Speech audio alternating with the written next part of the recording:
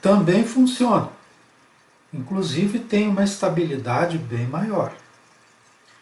A desvantagem é na hora de encher. Como a canequinha já fica na sua posição final de uso, ela vai ficar transbordando até que seja tampado o recipiente. E será que essa mesma situação se repete para um recipiente de tampa grande? Vemos que aqui existe o risco da tampa virada para baixo ficar vazando. A provável ideia que vai acontecer então é se utilizar o recipiente com a tampa para cima. Os dois furinhos são fáceis de tapar enquanto estiver enchendo simplesmente com os dedos. Vamos botar a tampa e vamos deixar atuar. Como vemos, não parou. Então, também não funciona com a tampa para cima. Vamos então experimentar outra tampa.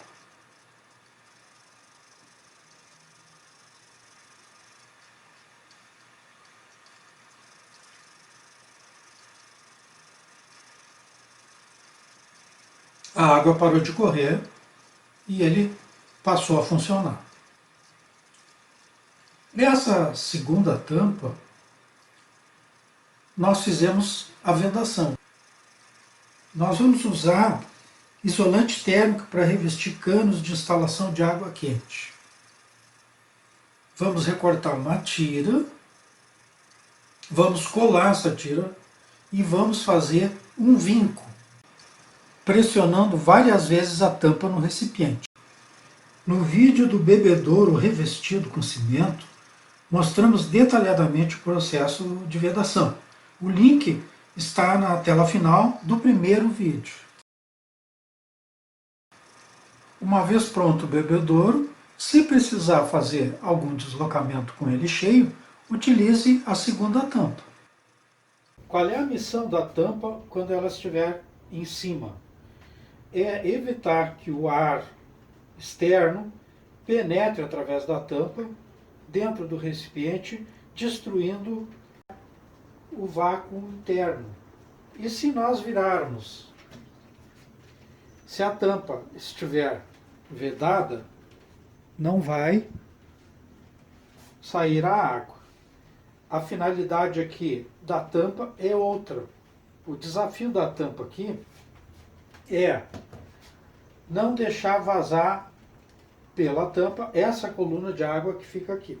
Bom, o ar é menos denso que a água. Então, é mais fácil vedar a água do que vedar o ar.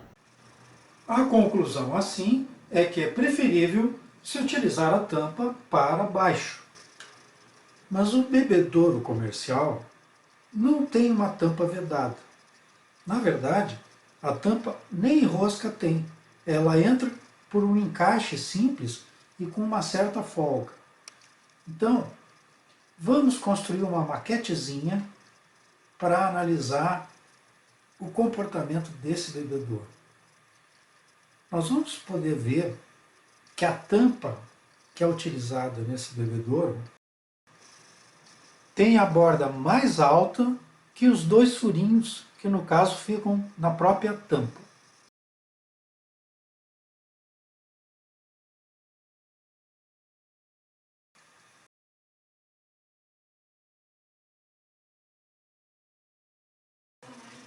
Tem uma certa semelhança com o princípio desses diversos bebedouros que aparecem em vídeo, utilizando uma garrafa PET ou até uma bombona virada ao contrário e fixada muito perto do fundo da tampa receptora da água. Observe que aqui a tampa é desproporcionalmente grande em relação ao tamanho do bocal do reservatório e nem por isso vaza nenhuma água pela tampa. Outra forma que esse bebedouro frequentemente aparece é com um cano como reservatório, um joelho como tampa receptora, um cano como mangueirinha e um joelho como caneca. Nessa modalidade, onde a gente bota o reservatório na tampa, esse reservatório não pode ficar no fundo, porque é na altura dele que vai ficar o nível de água. Então a gente precisa um afastador, eu estou usando isso aqui, tá, para que ele fique... A altura desse afastador é que vai definir a altura que a água vai ficar. A água, logo que a gente vira o reservatório, a água começa a correr, começa a encher a tampa. Quando a água atingir o bocal do reservatório, ela vai atuar como uma rolha, porque como essa água tem a pressão atmosférica, ela vai arrolhar o reservatório e não deixar o resto da água do reservatório sair, né? Nesse nível, então, que a água ficar, é o mesmo nível que vai ficar aqui na canequinha, né? E a ligação entre a tampa e a caneca é através de uma mangueirinha só, não precisa ser duas mangueiras. É este o formato utilizado no modelo comercial do bebedouro Vida Mansa de plástico. Vamos supor agora que a gente não tenha ou não queira utilizar esse afastador e que a gente queira usar um formato onde o reservatório fique no fundo da tampa. O que a gente teria que fazer? Bom, na versão que a gente viu até agora, a água sai pelo bocal e a rolha também é no bocal. Se a gente fizer um furinho mais acima, ele vai ser a nova rolha e a água vai continuar saindo do reservatório pelo bocal.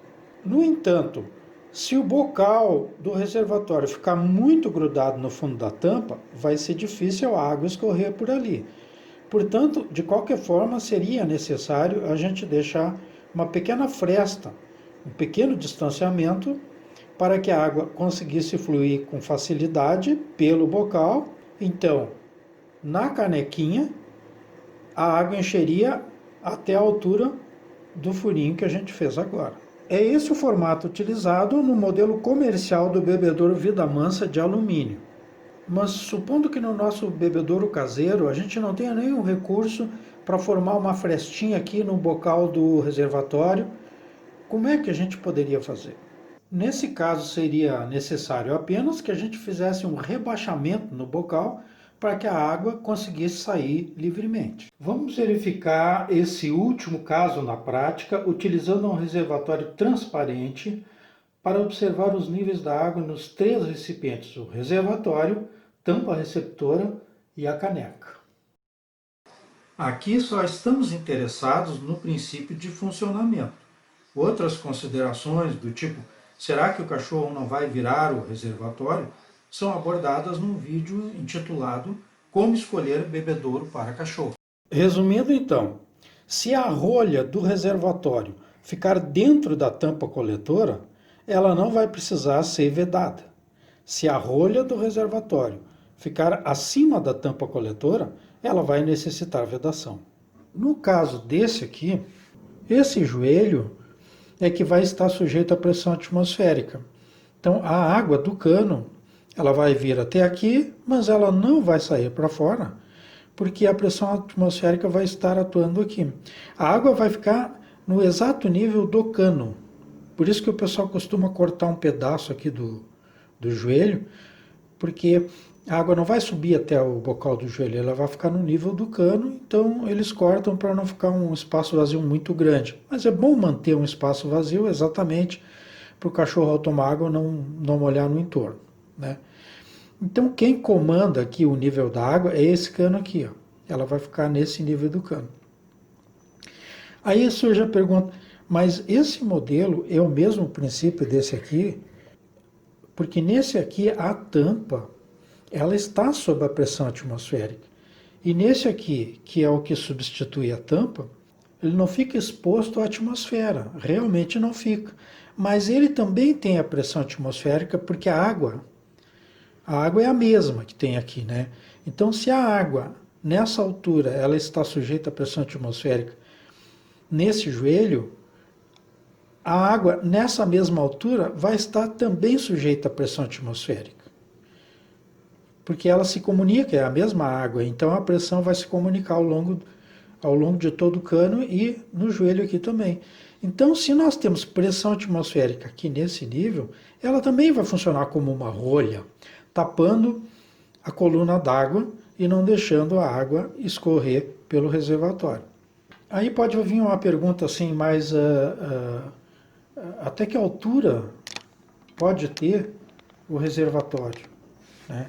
Ele pode ser levantado para cima tanto quanto a gente quiser? Não. A pressão atmosférica que atua aqui, ela tem que ser maior que o peso dessa coluna d'água. Porque daí a coluna d'água encontra a pressão atmosférica, que é mais forte que ela, e fica parada aqui. Agora, quando o peso da coluna d'água for maior que a pressão atmosférica, ele vai ter força para a água escorrer. A pressão atmosférica é tão grande, embora a gente não tenha no dia a dia essa percepção, porque o nosso corpo já foi preparado para isso. Pasme, a coluna d'água aqui, para atingir a mesma pressão que tem a pressão atmosférica, ela precisa ter mais ou menos, aproximadamente, 10 metros de altura. 10 metros de altura. Se tu botar uma coluna d'água aqui com 11 metros, ela vai ter mais força aqui do que a pressão atmosférica e vai sair água. Mas não muita, porque vai diminuir de 11 metros para 10 e aí já vai parar de novo, porque a pressão atmosférica volta a ser superior. Fica um alerta aqui que esse bebedouro só vai funcionar corretamente se essa conexão estiver bem vedada e essas conexões aqui também estiverem bem vedadas. A pressão atmosférica está nesse nível aqui, como a gente viu. Ora, isso quer dizer que a rolha fica dentro desse joelho. Esse joelho é quem faz, às vezes, da nossa tampa coletora. Se a rolha fica dentro da tampa coletora, ela não vai precisar vedação. Então, essa conexão aqui não precisa vedação. Ora, se não precisa vedação, eu não vou precisar usar aquele sistema de botar uma mangueira aqui para encher, que é um pouco complicado, para encher todo o reservatório, para depois virar. O que eu posso fazer? Se não precisa vedação, é só retirar o reservatório, encher na torneira e depois recolocar.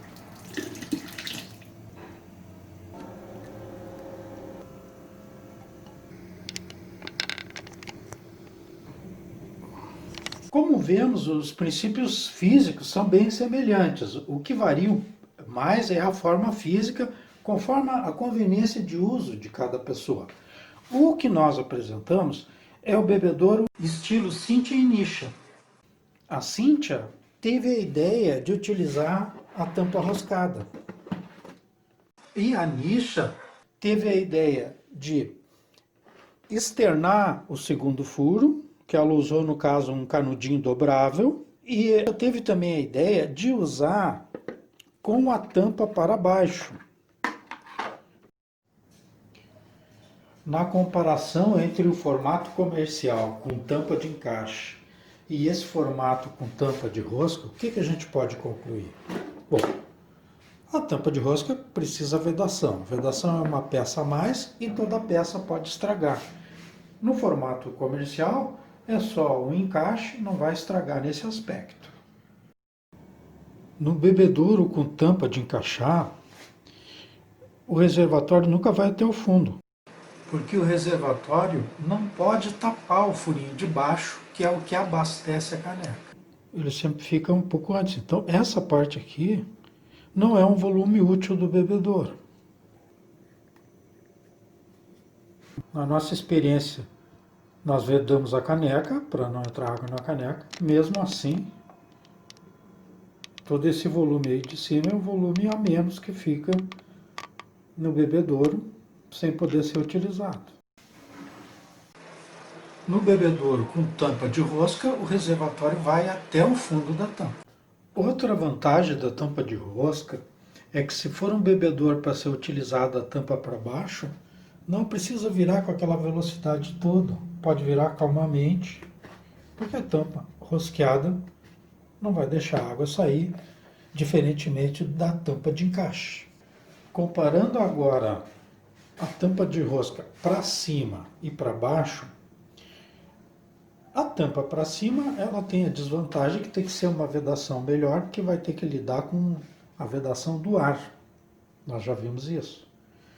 Mas a tampa para cima também tem suas vantagens. Se a gente quiser colocar a mangueirinha de baixo bem no fundo aqui, do reservatório, nós vamos aproveitar toda a água do reservatório. Enquanto se a tampa for para baixo, a gente obrigatoriamente a mangueirinha mais de baixo vai ter que ficar em cima da tampa. Então a gente vai sempre perder alguma coisa aqui. No meu caso, como eu tenho cães de grande porte que podem danificar o bebedouro de plástico, eu tive que utilizar um bebedouro com cobertura de cimento. Mas ele é o bebedouro estilo Cynthia Niche. Nesse tipo de bebedouro, obrigatoriamente a tampa tem que ficar para baixo para ela ficar protegida. Todos os formatos são válidos e nós deveremos escolher o bebedouro que mais se adapta aos nossos cães e às nossas condições.